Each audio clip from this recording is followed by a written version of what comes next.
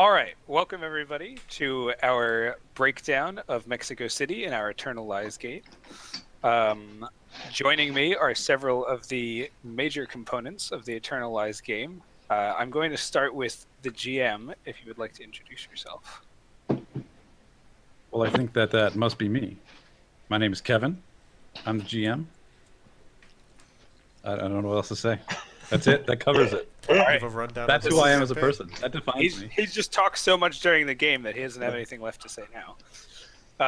So it goes. The remaining order will be Alex, Kim, and Aaron. If you could introduce yourselves. Hello, everybody. My name is Alex, and I play Detective Damon Smoke. My name is Kim, and I play the pilot Gus Allen. And I'm Aaron, and I play the German antiquarian Fritz Dreckner. And I myself am Nick, your host, and I play Kitty Kennedy, the hostess with the mostess. Wonderful actress from the 30s. We just go now. For anybody who doesn't know, the Eternal Lies game that we've been playing is a Trail or Call of Cthulhu, take your pick, style game set in the 1930s, and several of us interesting folk have been, how shall we say, we've been engaged to solve a mystery for a young woman who's wondering about her father's past. And we had a lot of stuff go on. We met with a young man in an insane asylum and an old man in an insane asylum, and got a little bit hot on the trail. Went down to south of the Mason-Dixon line and got into a bit of an adventure. And then the biggest part, we flew all the way across country to Los Angeles. And there we met with lots of obstacles in the forms of people who didn't want us digging into this mystery, as well as the bureaucracy of the newly formed FDIC and a whole bunch of other silliness, culminating in a horrific tongue and nectar orgy underneath the city, which we felt compelled to light some explosives for because it was pretty awful. And if you'd like more information on those rather surface details, you can see our first recap or any of the wonderful episodes of Eternal Lies so far. But after LA, we took a slight break.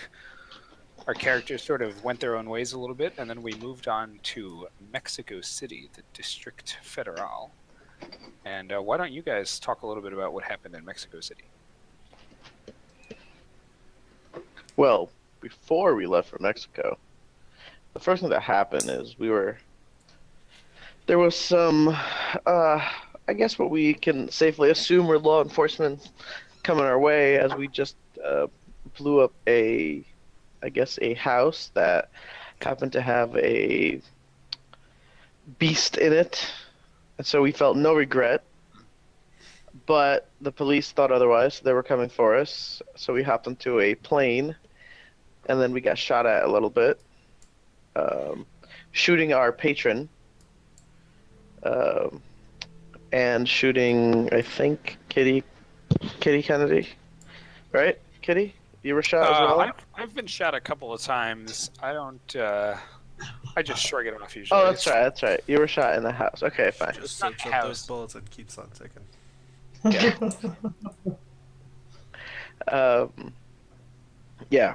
So we ended up in Mexico with a few of us injured, and we found some documentation.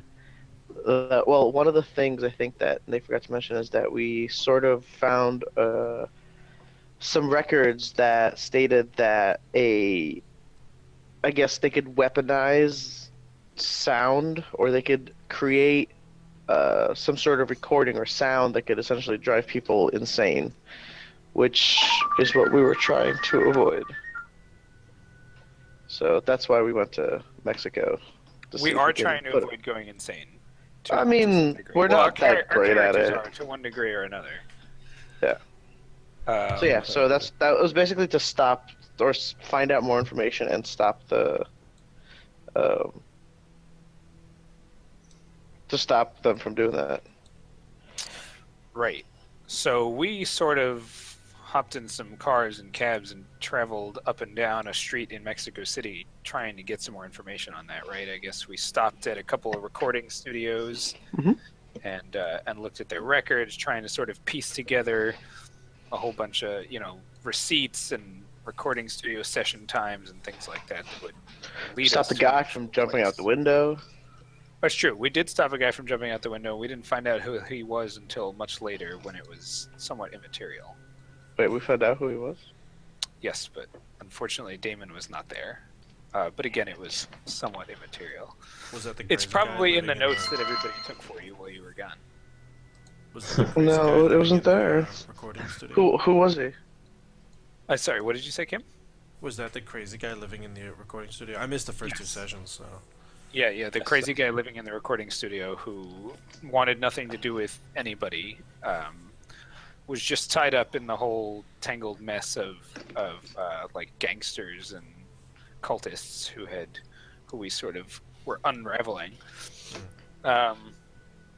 So yeah, Kim, unfortunately you missed those sessions where we came up with some really, really brilliant plans that got us in and out of places. So that was part of some later brilliant plans that got us in and out of places, so I don't feel like I missed out completely. well, yeah, not completely, but there was some good I stuff. must have missed those sessions too. Yes, that's the humor of our GM. Again, he doesn't speak much outside of his GM role. Well, that's not true. You could only wish. We could I only quoted wish. myself the other day. You Yes. did quote yourself the other day. That happened. But he's not published, so he's not allowed to do that. Yeah, we established some ground rules. I don't think you'll follow them though. So after Ground we rules checked were made out to be those- broken. That's what I used to think. That's what I always say. Oh my god. So after our intrepid explorers went to all of these places and sort of pulled some stuff together, we went looking for Mr. John Brooks, who was a name we'd actually had before we even went to Mexico City, and the person whose mailbox we broke into to get some of this information. So we went to a illustrious apartment building, attempting to forge our way in, and while some of us came up with what has to be called a most entertaining and elaborate plan for getting in, one of us found a little bit more of a Route 1. So, Fritz, why don't you tell us about that? I climbed up the side of the building. Exactly.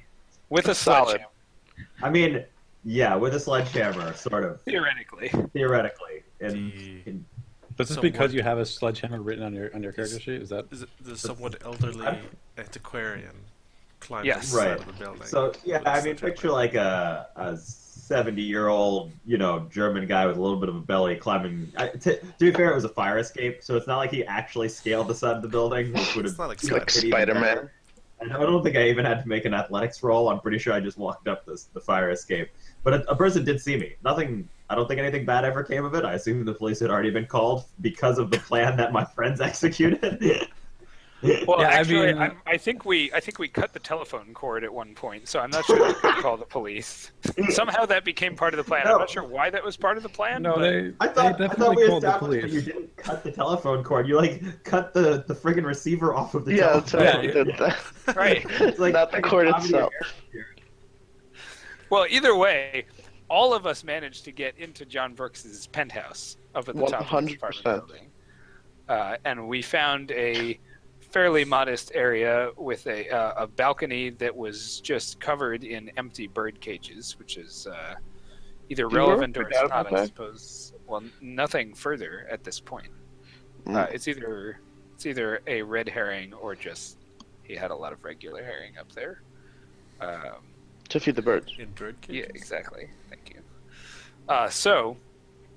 But there was one interesting thing in there. It was a secret room with an altar covered in somewhat interesting objects. And you'll forgive me, Fritz, but as you featured quite heavily in figuring out a lot of things in that session and the next one. I'm going to draw upon your expertise. So I'll just mention my notes about the altar stuff. Say some items are bullshit, some maybe not bullshit. So I'll let Fritz take over.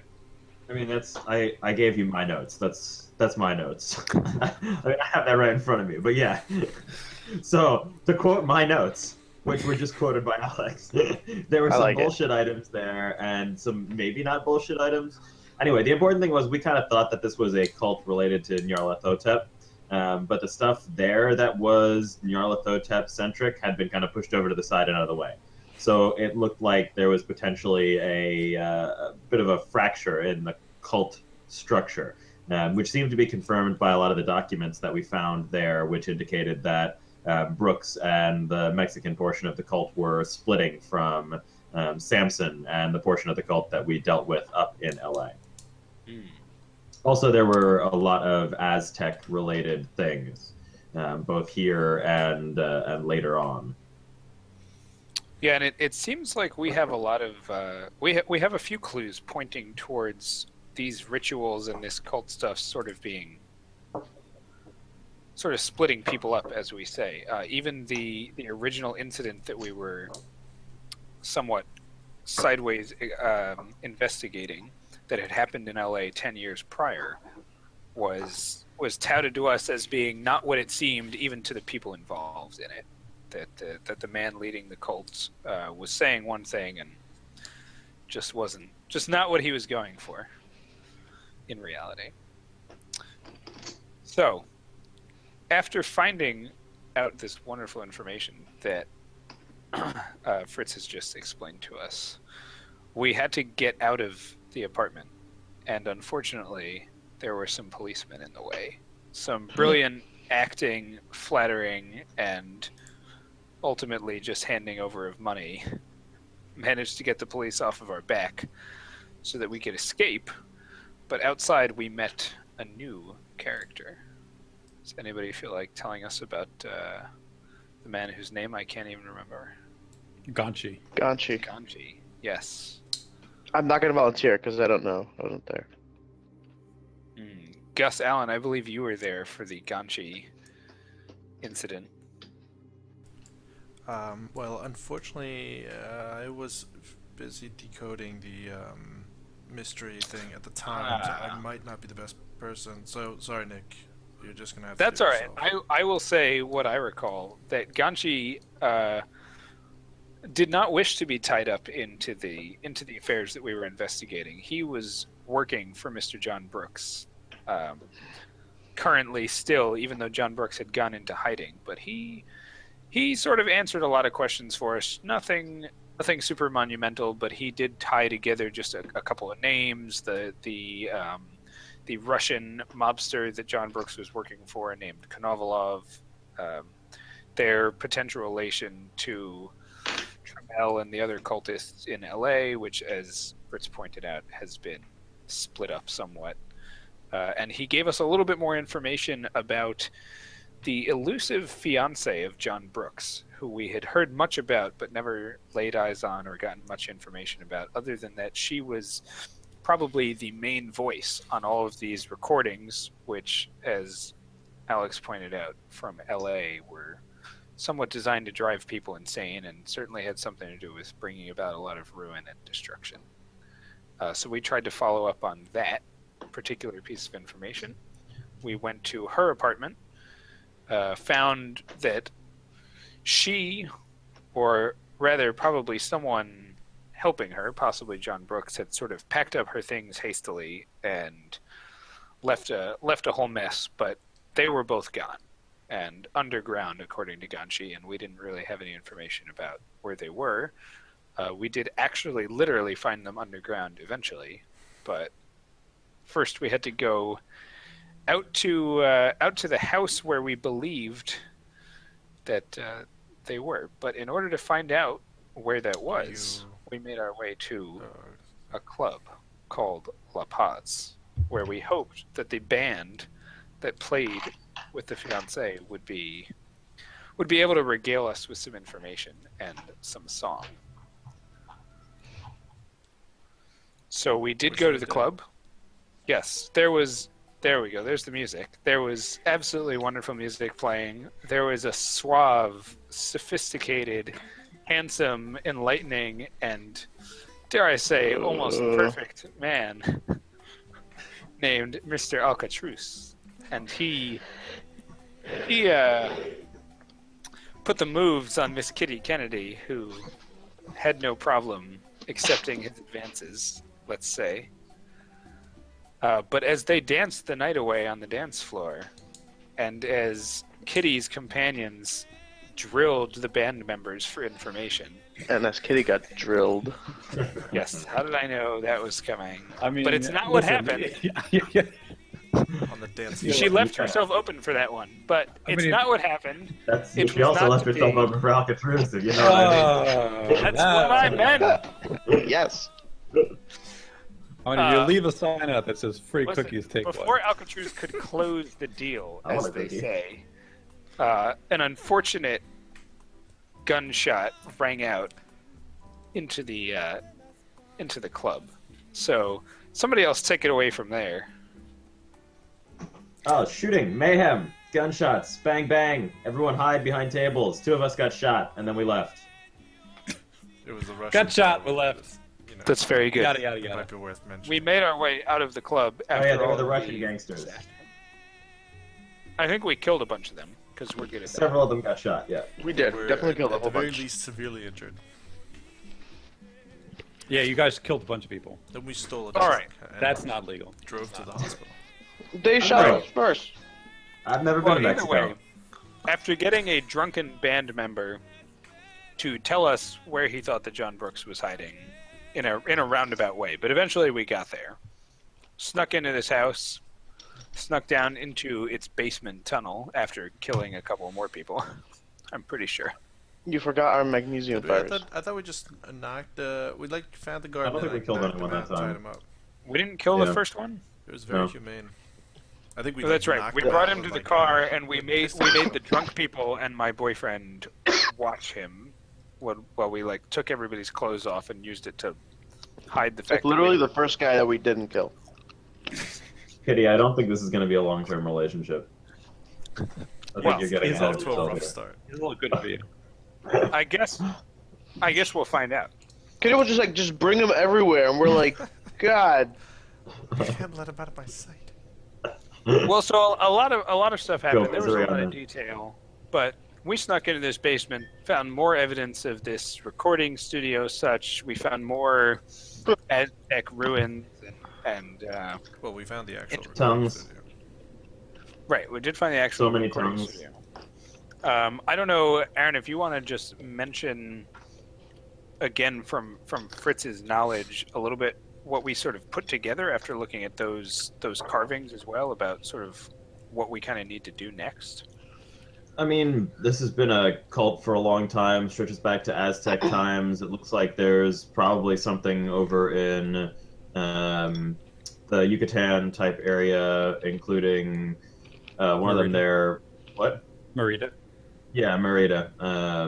One of them, their famous Mayan cities, happens to be named at the mouth of the well in Mayan, and so it all comes full circle. Full circle. So there were tongues, many tongues, as you say. For some foolish reason, we decided after we got all that information to just keep moving deeper into the tunnels. Well, I believe And wasn't we- there strange music at the time? Or no, there was power cables, right? We were trying to look at where these. Well, we could hear it a little bit, I think. We could hear it a lot. We did follow the power cables, and we did hear the voice of our long lost investigative interest. Miss Delalouse. I don't know Yes, if we would call the- that long lost, but okay. Well, never found before, Sure. let's say. Unacquainted, maybe. Is Totally foreign. What's that? Letitia de la Luz, is that her actual Letitia. name? Letitia. No, her real name was Rosario. Something. Well, anyway, we'll call her Letitia. We're We close heard enough. what we assumed was her voice singing in eerie, drive you out of your mind words, echoing through the caverns. We followed it, We got into another scuffle. We killed a couple more people. We followed it did some happen. more over to a pit. Well, those A pit people, filled with you couldn't talk to them because They all well, spoke because the they tongue were of the liar. they were speaking the tongue of the liar. That's true. They'd already been driven insane. Also, Gus tried to kill a guy, and by a guy I mean one of us. Yeah. Yeah. So That's over true. that pit of despair where there I were also shot tongues, several other people, so you know. it all- tentacles. That's true. But Yeah, yes, Gus Gus isn't a lot according to of body count at horrible this things point. happened. It's not- Positive. it's sort of unbecoming. I like when Andrew was like surprised that Gus tried to kill him, and it's like this is the one character who you can't be surprised when he tries to kill you. He's tried to kill several people inside and outside of the party He's already. a bit of a loose cannon. But also, we were standing over a pit of like singing tentacles and tongues. I mean, Does that There's make it bound less to be some- likely that? no, there's kinda just so bound to be happens. some crazy shit going on. I'm doubly surprised that Andrew was surprised. Okay. You're surprised but- that I'm surprised, so you know. we're all But we surprised. managed to make it across there, and to make an even longer story a little bit shorter. We had some words with Mr. John Brooks. I and shot that guy in the head. fiancé. Yes, Yeah. and she was also shot. Can we in get the a picture of head. her, Kev? I'm pretty sure we Sorry? asked to shoot her in the head at least once. Can we get a picture of her? Oh yeah. Well, I don't think Kim has the Probably setup not to up put on it the the stream. I don't really have it set up to show. That's all right. Tragic. But She's yes, so we- pretty. We had to ask to shoot her more than once because after we already said that we wanted to shoot her, she sort of resurrected, gave some further information. No, and that was then- Brooks. She didn't give us any information. She had difficulty talking. That's why you got That the old double one. tap. Yeah, her Right there. her mouth is Large. enhanced. Yeah. Her Yeah, nose mouth. is also her mouth. Yes, she It's a mouth. she wasn't doing so well. Let's put it that way. She's in a We did bad her a favor, one might say. But she's doing maybe better now because we released her from some misery. she did. But they're both dead, and I think that we are going to follow up on some of this ancient Mayan and Aztec cultduggery that's going on. Probably on the Yucatan is our most likely next stop. Well, I think that's decided, right? We're Yeah, off to that's the Yucatan. plan. Just So- get a couple sticks of dynamite and then hop on a plane. That's right. Finish this thing off. This really is the Kerguelens all over again. We gotta right. go prepared this time. Don't want to end up in another crazy temple without any dynamite. Yeah. Yeah. So our reticent GM. Yes. You're first up on the list. I want to know what you thought of Mexico City from your running perspective. Well, first of all, I like Mexico City a lot. I thought the pacing was a lot better than anything we've done before. I thought it was a lot faster. That sort of necessarily usually goes hand in hand with a little bit tighter control from my end, but I don't think I felt like I did too much that I didn't want to do in terms of like, I don't know, pushing you guys in certain directions. So I think that worked well. What else about Mexico City? I don't know. I liked it. I thought you guys were pretty into tracking down different pieces of the investigation, and got some problems that you guys solved in creative ways. That's I- true. We did solve the problems. I thought I missed the first two sessions, so I can't speak to those. But I thought it went. It was pretty fast paced. At least the sessions I was part of. There was no real like, what do we do now? It was kind of like we'll go here, then we'll go here, then we'll go here, and then it's oh crap, there's cultists. All right, blam blam, let's go. Hmm. It was. So one It thing seemed that like we've talked it seemed about- like we kind of knew what the next thing was. Well, so thoughts. it's sort of an interesting point because there's actually just to give you a little peek behind the scenes, but these investigations, sort of the way they're set up, there's an easy way to sort of go through them, almost like a foolproof way, where like if you get the first clue, you're almost certainly going to get to the second clue, and and if you just walk down the line, clue to clue to clue to clue, you almost certainly eventually get to the end. But there are a lot of connections that you can draw to, skip ahead or whatever. However you want to think about it. It's actually more of a, I don't know, pyramid. But anyways, True. there was one point early on, I think it was in the first session, where you guys got stuck. Or no, maybe the second session, where you guys got stuck because you missed the obvious clue. And then you had to go back and find one of the harder clues, which I thought was interesting. Because up to this point, was it the point at which we abandoned the guy who was hiding in his studio, who maybe could have just given us more information? That's what that was, right? Yeah. No, and that's fine. I didn't have a problem with that, but it also necessitated that you guys go back and look at everything you had a little more carefully and figure out what sort of connections you could draw. Yeah, Kim, I agree with the pacing thing from all the sessions, having been at them, and it also raises an issue that we discussed, which has to do with: are we allowing ourselves as the players also enough time to do something with our characters that is not just solving the mystery and hopping from clue to clue? Are we allowing ourselves time to have sort of almost off-screen moments with each other, or character development kind of things? Yeah, I mean, certainly I don't think there wasn't too much of that in the... So, Mexico City was 4 sessions total, right? So, I was at the latter 2, and I guess the latter 2, I don't feel like we really had that, but I think that was mostly because there wasn't, like, a time when we were like, oh, let's go, like test this drug, or, study this book, or anything like that. It was very much... like we found some note, piece of paper, or clue that pointed us in a very distinct direction, right? We went to John Brooks's apartment, and then we went to the club, and then we talked to the band members and whatnot, and we drove around and got to the Aztec ruin / mansion, whatever it was. And I don't think there's anything wrong with that, right? Like sometimes it's going to be like you're going, right? You're hot on the trail, and usually those inner character moments happen a little more when you're not hot on the trail, and there's some downtime to do analysis and try to put the clues together. Right. I'm sure it'll happen at some point where we hit a dead end, or at least a point where the next step isn't super obvious.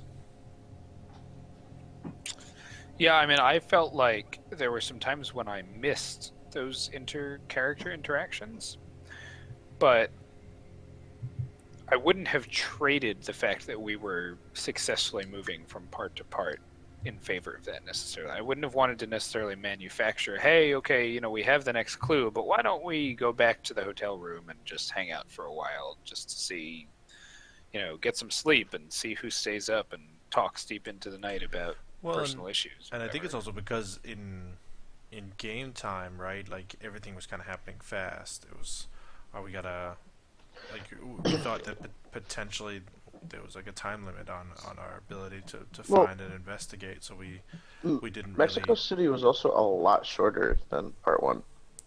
Well, that's very true. It was less than half as long. Yeah.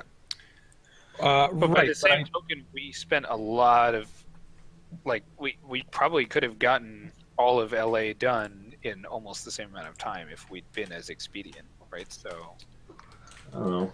I think LA would more naturally probably have been 5 or 6 sessions if we had done it at the same speed. Okay.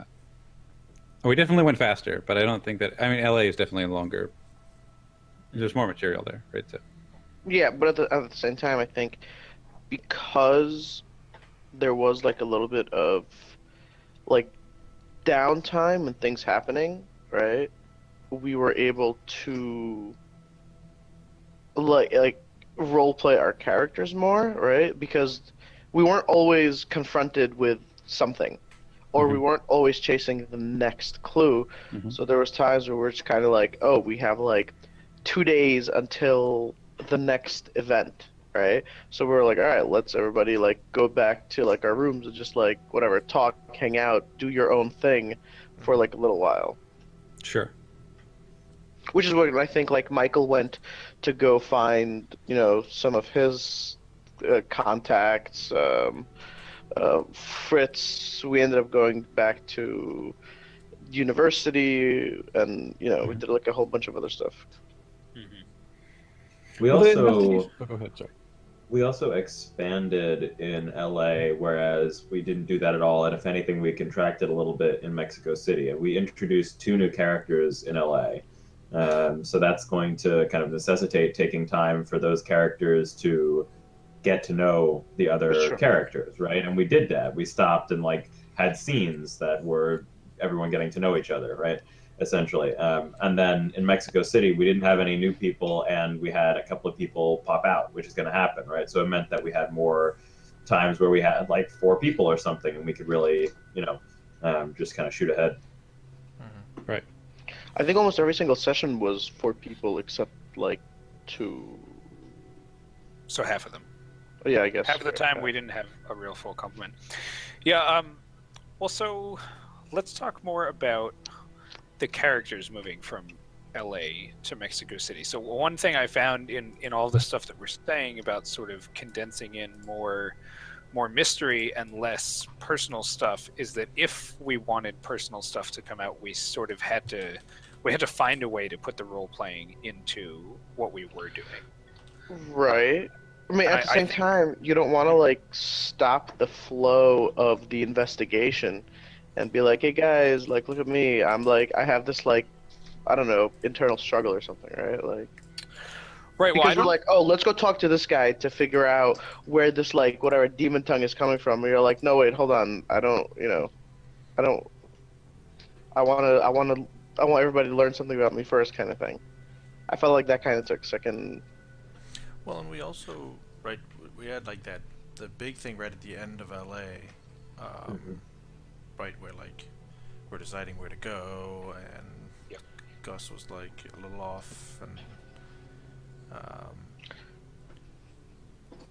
To some degree, Michael's I still character feel was, that was having somewhat a unresolved. crisis of conscience of whether he wanted to be part of the whole mess and stuff like that, right? Which is like really cool, but that was also, I guess, a lot of like inter-character kind of growth and discussion. I think it only made sense that once we got to Mexico City that maybe like there's some desire to then like get back on track. Well, I think one of the problems is because Michael's time to play was like cut short a bit. I felt like all of that tension that was built up at the end of LA just kind of disappeared because Michael wasn't around to defend his Well, point. Like I mean, it we certainly hurt we that- we were killing indiscriminately, like because that was like the big deal, right? That Michael's character had, and then with him gone, we're just like, oh, this dude, kill him, right? Like this bad guy, these thugs it attacking us, certainly- kill him. I agree that it certainly maybe was unfortunate that like right, Gus and whatever Michael's character's name Richard. is, Richard were in this like bizarre like weird tiff argument thing, and then unfortunately both Michael and I couldn't play like the next couple Right. sessions, which is like how do you keep that like tension alive without those 2 characters there? Right. That's gonna be That's just- impossible. Yeah. And Well, that's, so I I think- mean that's just bad luck, bad timing, I guess. What is there? What do Right. you do? I think what's also interesting is, I mean, I was about to bring up that it was unfortunate that Richard Sterling couldn't be there because I agree. I think there was some stuff left undone, but also Richard on the other side of it, he had this other thing in common with Kitty, which was just for whatever the reasons were, his had a lot to do with the group dynamic and stuff, but for whatever reasons were, both characters were thinking about just leaving, just saying, I can't be part of this mystery, this investigation. It's not for me. And we talked about it at the last breakdown, and Kitty Kennedy decided, for her own reasons, to sort of forge forward. And I found it fun, although not a huge part of it, to sort of role play those reasons and that attitude into my Mexico City sessions. But I was really disappointed that Michael couldn't be there, because Richard decided almost the same thing. He decided to sort of stay in the game, but he had he had some really weird stuff happen to him off camera in between L.A. and Mexico City, and Right, I and don't we were even know told if it's the the case. right, but I don't know if the group dynamic stuff would have been what was the highlight, or if it would have been the fact that we were hiding Richard Sterling from his detractors and, trying to get him to sort of get engaged in this mystery again. And So in wait, either what way, we're happened? with both of What them. happened to Richard?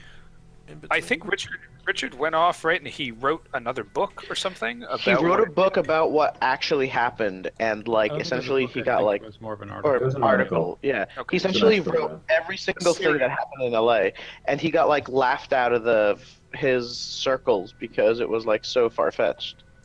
And Okay. so he was fired from his job, and so he only had one way out, and it's to like dig deeper, right? You have to Right. go deeper. And I would Right. say that it was like in between being laughed at for being far-fetched and potentially being deliberately covered up. I would say that there's at least as much, if not more, of a chance that it was deliberately covered up, and he was, his article was buried, and he was buried and blamed for the whole thing Sure. because there was an explosion. So we Well, are. that's like the kind of thing, right? Like I'm sure I was there for when that was told, but because it wasn't I think Kevin, you told us that, right? Like, did Michael ever thought that tell was us what this? I think Michael did. I think Michael told us, yeah. There was some point at which he revealed this. I don't remember. He sent what. a I'm sure it telegram. was. We did like a Article little stop. montagey thing at the start of the first session. That's Left right. That's out right. of Yeah, that's intellectual what it was. circles. Stop. Stop But sending yeah, I mean, telegrams, stop.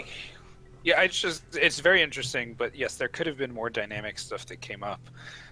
For you, Kim, do you feel like Gus had any room to grow or change in the two of the 4 sessions that you were able to make it, or is he still kind of in LA mode?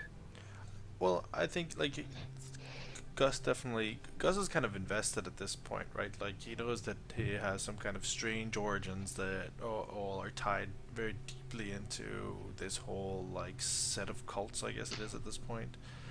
Could just be a misunderstanding. So it could be. It could all just be a misunderstanding. That is so true. It's just like some kid from the neighbor's house that wandered into some massacre thing got picked up. It has nothing to do with it after all. But This happens to look like a cult leader. It's a coincidence, damn it. But so I don't think it's tough, right, for Gus to kind of stay motivated at this point, anyways, right? It's certainly the Mexico City stuff kind of gets away from Echevarria, and there's still a lot of unanswered questions about exactly who Gus is, or why. He's a like- murderer. That's who Gus is. Shh, come on, man. Does murder. Those are bad people. Is it really murder if they're cultists? Well, but some of them were his own companions, so it sort of is. What? When he tried to attack people that he was. Yeah, but I working mean, he with. didn't successfully murder any of them. So he's Yeah, he's Just murderous. attempted murder. He's murderous. He has murder in his eyes, but he doesn't. I don't know. Is attempted murderer better than murderer? It kind of like is murderer plus incompetence, really. Is what that says to me. Incompetence is a harsh way of putting it. Maybe It's it's just the that he doesn't incompetence of follow the person through. who defended himself. Either way, but so either way, I think like Gus is kind of on board at this point, right? Like he's invested. He also, I guess Gus doesn't have like a ton going for him otherwise, right? Like it's this or like go back to his mechanic job in Savannah. like what was it, outside of Georgia, Yeah. or in Georgia outside of Atlanta, which is like. Right. Not the most exciting existence for Gus. This probably pays better, and at this point he like sees the point of figuring out what the hell's going on. Also, I guess I feel like we're trying to make like Gus is getting a little more like gung ho, I guess, about the whole thing. But like he seems to see the danger, and is on board with like having to stop it, right? Like, on top of, I guess, trying to figure out the mystery of his own birth. obviously there's something larger at stake here, and it's got to be stopped. So I find it interesting that Gus has almost a sort of personal mystery to follow up on that gives him that extra bit of motivation, right? You say like either way, there's something keeping Gus there, and I find that somewhat unique for Gus. I mean, I know that Fritz, Richard, and Dr. Harvey Cohen, in their own sort of professional ways, had interest in the stuff we were finding outside of just the God, we should stop the end of the world from happening kind of part of it.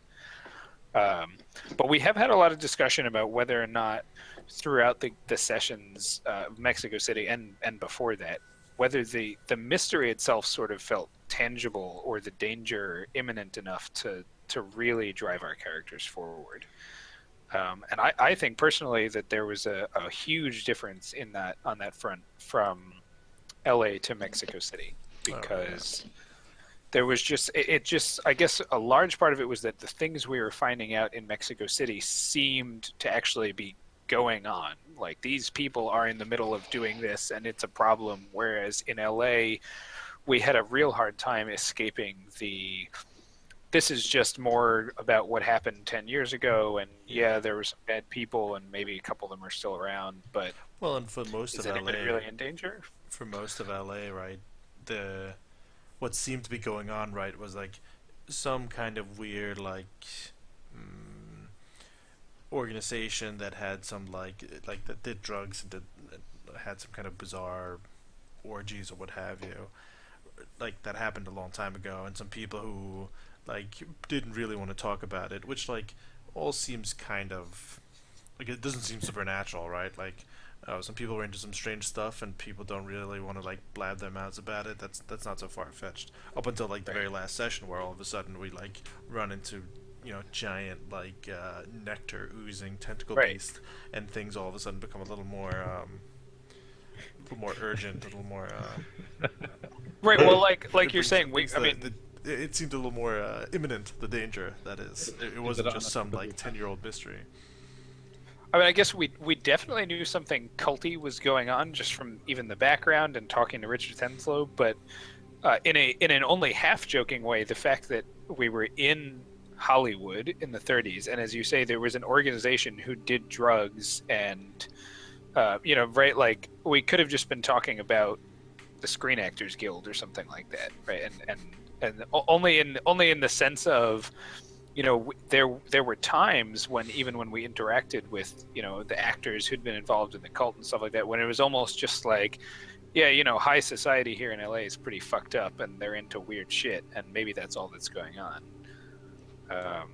But yeah, definitely going into a cavern with a tongue nectar orgy was some next level shit shit. Into the present. Yes, some next level shit. Yeah, and that really fed into what happened. Some of us like that, alright? Jeez. Yeah, we know which one of us likes that.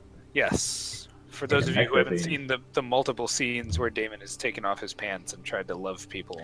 Well, so I think before you had said that that Gus was unique in that he had a background that was a little bit tied to the story, but I think that Damon actually also has a background that's tied to the story. Yeah, That's true. Damon, what's up with that? Yeah, I don't know. Well, why don't you tell us about it? No, that's the thing. Watch our I heads mean, at that. Damon has a gap in his memory after the tragic death of his wife and child. Damon sort of went on a little bit of a Bender. yeah. It's a good. Well, we don't know what it was. putting it. Real serious. Well, Weird shit. It was but- either real good or real bad. The few things that we know is that there was definitely some Nectar involved. nectar involved, a lot of Bender. drugs, alcohol, and whores, and Sounds Whores. like what we were looking Well, at. I guess part of the question is for you, well, for Damon himself, or for you, Alex, playing him. Have you suspected or been concerned about what drove Damon to be part of this? If it's a coincidence, or if it's contrived by the story, or if it's contrived by real world things, like when somebody wrote Eternal Lies, they simply made a character who purposefully had something to do with it. How do you mean? I'm a little bit confused as to your question. Meaning, do you feel like Damon is here because of that reason? Or do you feel like that's just a pure coincidence? No, I think it's coincidence. You think it's coincidence. And what Yeah, is so I think well, as far as how Damon feels about finding Nectar again, I mean I guess the analytical portion of his mind saw the sales that they do, like the sales, how they were selling like a ridiculous amount of nectar for the past, whatever, like 10 years.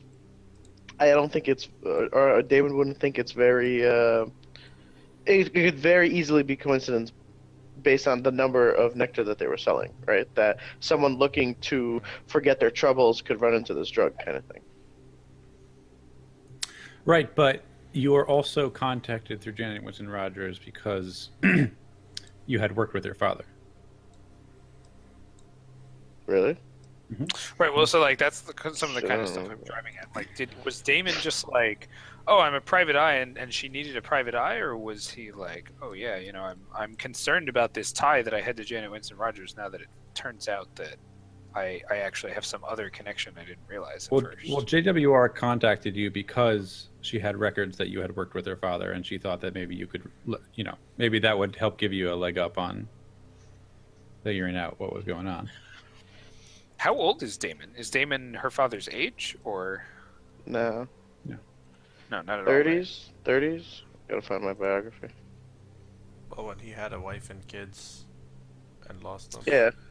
And then went on a bender. Yes. And now he's here years later. So he's probably at least late 30s, early 40s, or something like that. He's not a young man. You never know. Those benders can last years. But like, so I think the more interesting question maybe is that like, how does Damon feel about it now that like a line has kind of been shown on the origin of the nectar? It's more than just like busting a couple of drug dealers, stuff like that. Right. Well, I think the thrill of the hunt doesn't interest Damon as much. It's more of like to stop these people from like just like hurting, because there's so many people involved in this, right? There's like so many people involved. There's so many people that it's such a like the average person. Well, Richard Sterling being a good example. The average person literally can't do anything to tackle this organization, whatever it is, this group, right? Can't just like bring him down. And I think that's what is essentially pulling Damon in, right? This like this monstrosity of a in both ways. This kind of like massive organization, corporation, whatever you want to call it, and essentially trying to figure out how to stop them that's what's pulling Damon in. Yeah. More than like the story or the mystery. It's essentially like how do we stop these people kind of thing, right? Yeah. I think we're all a bit at the let's just stop this shit from happening stage of our investigation. If I gotta punch some mouths to make it happen. There were a lot of mouths for you to punch, actually. Mostly tongues. Well, the mouth was all right. down Yeah, there. There were a lot of mouths. That fish. lamprey mouth was down there just this last session. There's a lot of nectar. Could have been a good time. I think at some point when drinking. that mouth showed up, I think Damon was a little bit of lost a little bit control due to the ample supply of nectar everywhere. Well, at least 3 of us lost some control in the very recent past. Good times. Yes, our party was a bit debilitated. I was fine. I don't know what you're talking about. Well, and speaking of Fritz, how does he? I guess he's got kind of like maybe a little more of a knowledge-based reason for pursuing this. Yeah. But beyond that, Yeah, I mean, I think this is what he has kind of been looking for. He always believed, at least for a long time now, since one of his excavations, that there was more out there, and that what was out there was dangerous, and it was being covered up by people in power, or they weren't doing enough to try to stop it. And so everything so far has pretty much confirmed that, from what we found in LA to what happened to Richard when he tried to go public with it. And so, he's going to do his part to try to stop what's happening and definitely not send reports on to anyone else. All right. Write Well- one of those Lovecraftian suicide notes. Exactly. Must You tell guys have found everybody some about shit, that, yeah. but don't worry about it. Everything's fine here. How are you?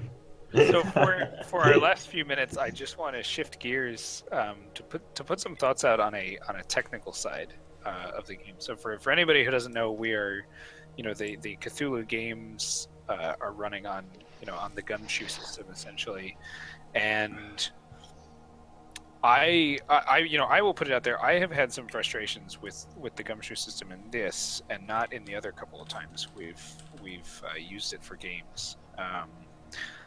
I'm a little bit, I guess, because we're playing such an expansive game with all sorts of parts. I sort of expected to throw out these 10 or 15 different skills and find ways to use them. It seems like a lot of them aren't going to get used, and a lot of them, almost in a way, aren't relevant or didn't turn out to mean what I thought they meant, even when I read them in the book. I don't know. I think it's going to be that at times there will be, like sometimes you don't use certain abilities and then you run through your whole complement of points in some other abilities just because you're in a situation where it particularly applies. Gus has a bunch of points in electrical and mechanical engineering just because that's his job, right? It hasn't really come into play, but if all of a sudden we're stuck somewhere and need to repair an old Jeep just so we can get down the road, then I could imagine that all of a sudden he mows through 6 or 7 points or something like that. Same Right. thing, right? Points in drive and piloting, and we haven't really been in any chases or places where it's necessary, but it could very well all of a sudden be vital that there are a bunch of points to spend just to keep us going or keep us alive. And I think that's it, right? You're not going to have every session that you're using a point here and using a point there and so on and so on. There's going to be certain things that require very specific points, and then you're going to maybe use all of those points. Right. So yeah, exactly. The way I think about it is in a movie, right? The actress might fix a radio one time, right? That could happen. You could have a point of electrical engineering and you could use it, Right. but that probably shouldn't happen 4 times throughout the movie. That wouldn't make sense unless you're somebody who would know about that. So a lot of times you'll have characters that have 1 point. I think Gus has 1 point in intimidation or something like that, or some of you have single digit or single points in some Right. interpersonal skills, and so you can do that thing one time, but if it's schmoozing your way through a whole party, then basically Kitty Kenny's gonna have to do it, or nobody is gonna be able to do it. Yeah, I mean that's basically what I've been thinking, right? Kitty has at least 1 or 2 things I can think of off the top of my head that just have never even come close to being relevant, and it's fine, right? Maybe 10 sessions from now, she will really need to stalk someone down the street and pickpocket them, right? It could be super relevant. I don't mind so much that maybe it won't get used. I think one of my bigger problems is that it seems while we have all this stuff that we could potentially do, we're limited sometimes in the role playing, from my perspective, in the fact that we don't have points in something, or there isn't something to have points in. It's been a pain point for me that there is no deception skill or anything close to it, right? Because I don't always want to flatter the policeman or bribe him. I want to say something that he might believe, right? And it's a real stretch to find that skill that almost overlaps with what you think of is a pretty obvious interpersonal route to go, but it's not there. I don't know. I kind of like the fact that there's no like skill in lying, because I mean, I guess there's good liars and bad liars, but it also would depend heavily on like, is the person you're talking to like inclined to believe you or not, right? Like, What are you you saying? shouldn't say like, I want to lie to the guy to get past him, and then you spend a point in lying, and you're like, all right, well, that was a Right. good lie. You No, should of just Right. say course like, not. I tell him like this and this and this, and then Kevin can be like, well, that's like believable. Like the guy has no reason to like not like go along with you, and then like you get past it. Maybe it doesn't have to be like a thing that you have to spend points on. I think it maybe depends more on the attitude, and maybe that part of the situation is where you say like, all right, this is a pretty big deal, you're gonna have to spend a point on something, like find something. So it doesn't even have to be lying, right? Like if you say like, oh, like yeah, like we were able to fix the radio, you're like, all right, well, like to make that lie convincing, you have to spend a point in like mechanical engineering to like Right. know the bits and pieces. Well, So but- like okay, you but I find mean- like tangential so- skills. Consider this from a GMing perspective. Yeah. If you spend a point, you are entitled to get the thing that you Right. spent the point on. And in a situation where we're talking about deception, a lot of times you're going to run into places where you don't know if the other person believed you, even though you lied to them, or like maybe they like kind of believed you, but like have some suspicions. And that situation doesn't gel very well with spending a point, right? Because, like I said, you spend the point in mechanical engineering, you fix the radio, right? Like that's I can't. It's not fair for me to say like, oh, well, you like fixed the radio, but you did a shitty job. Like you spent your point, you should get what you spent your point on. Yeah, I mean, I see that, and I agree somewhat with Kim. I'm not really in favor of there necessarily being just a lying skill to spend points and then say, okay, you spent a point, so the guy is successfully lied to, right? But some sort of other overlap. So just to wrap it up with the example, staying on this, right? So Kitty Kennedy was confronted by two police officers who said, you know, what are you doing here? You've got to get out of here, or you know, we're going to arrest you or something. And I was racking my brains to come up with, you know, can I, and maybe it's just partly up to the GM, right? But can I, you know, because it was a situation where it was like, okay, so we spent a point in essentially bribery and got exactly what we wanted, but that's not what Kitty Kennedy wanted. It's not what I wanted to do, right? What I wanted to do was rack my brains and come up with a way to stretch, like, you know, the fact that I'm an actress, right, and stretch a point from disguise or stretch a point from streetwise or something to say something that would get this guy, right? So like you could use cop talk to talk to cops, right? And we have in this game and other games used that skill multiple times to essentially just lie to policemen and pretend to be But policemen. I don't or even something. know if like needing to spend like I don't think you should focus on spending a point, right? Because sometimes, as Kevin said, if there's nothing for you, if there's no clue to be discovered, you shouldn't have to spend a point. But having a skill should be enough, right? So you say like you want to tell the cops that, oh, like of course I live here, right? Like I'm a fancy Right, well, I lady and this did, is a and I fancy was just place or told, something like, like well, that. we don't believe you, basically, until you bribe us. And in order to bribe them, we spend a point and like, use some money, right? And it just didn't really make sense to me. Like, maybe... But that's also fine, right? Like, a credit rating is also supposed to be a measure of your, like, standing in the world, and if you're trying to tell them that you have high standing, spending a point of credit rating, whether it's an actual bribe or your ability to come off as well standing, I think it makes sense. I don't think it should always be the case that you have to spend a point, right? It kind of depends on whether the stakes are high enough that it warrants it. Or sometimes you're just like telling some like small lie to blend into a party that you're not really supposed to be at, and maybe the point is something maybe it is something like credit rating, or I don't know, one of the other skills to say like, oh yes, like, you know, I don't know, you're at some like university, so you spend a point in like history to pretend to be a history professor or something like that, right? Right.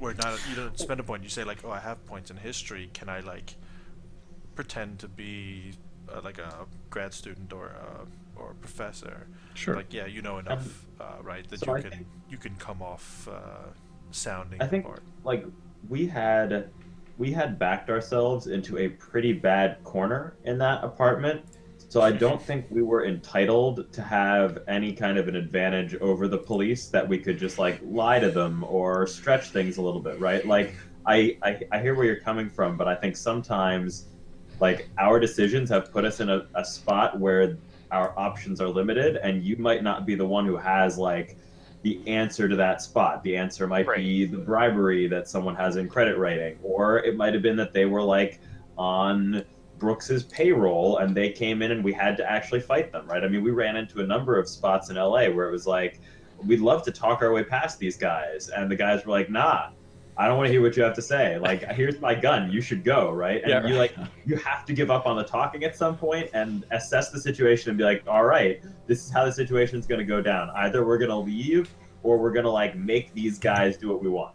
And I think it also it depends on right, like what you come up with. If you come up with some really bad excuse, then like the additional price to make it work will maybe be spending a point. And if you can come up with something that sounds really natural, but you just have a skill, maybe you don't have to spend a point, because like it is conceivable that you know it all kind of fits, right?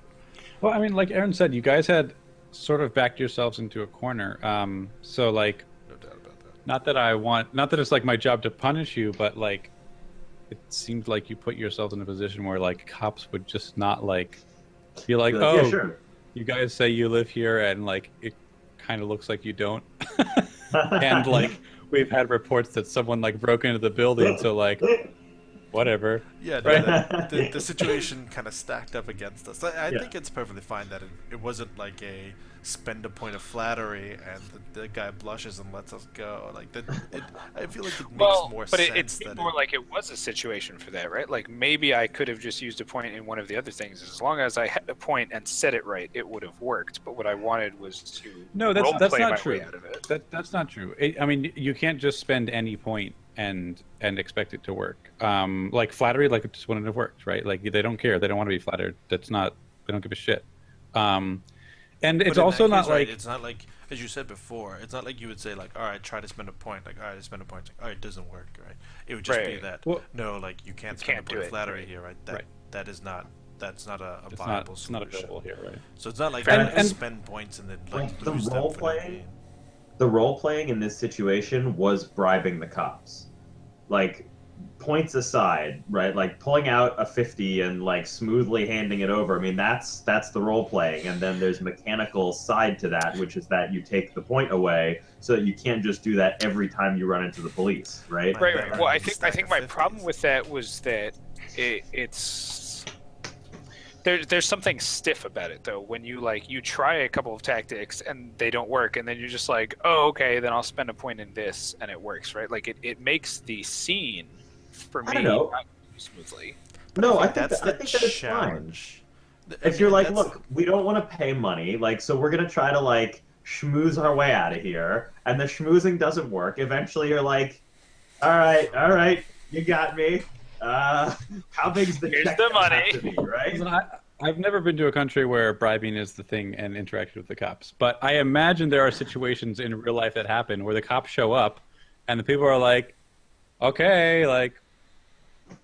Go away. You can pay your ticket right now in cash if you want. Right? Like, Yeah. We need to like look around some more, and you're like, oh, all right. Let me get my checkbook. Well, I guess it probably would use your checkbook. But... Yes. And by the way, take personal checks. you all getting arrested and going down to the police station would not have been dead end type thing. The story would have continued. I actually was like a little bit curious to see if Gus and Kitty could simply get themselves arrested and the other ones would like continue the mystery or so. I kind of wanted to see. I mean, there was actually clues at the police station if you had gotten arrested. Well, there you go. And stuff. Well, on that salient point, however, I'm going to suggest we bring the breakdown to an end. We're going to break down the breakdown. Yes, but thank you to those characters and the GM who joined me for the breakdown. Thank you for running. Hopefully, yes. Well, Eternal Lies will not be continuing again, I think, for several weeks, but we will have some until next year, I think. Yes, until probably around February next year. So we will. Oh, February? Yeah, probably around that. Probably about that. Yeah. So we will see you guys then, and we'll have some other stuff, but we're going to have some really good games in between with us and some other players. And thanks for watching. See you guys out Cool. there. Thanks, everybody. Thanks, guys.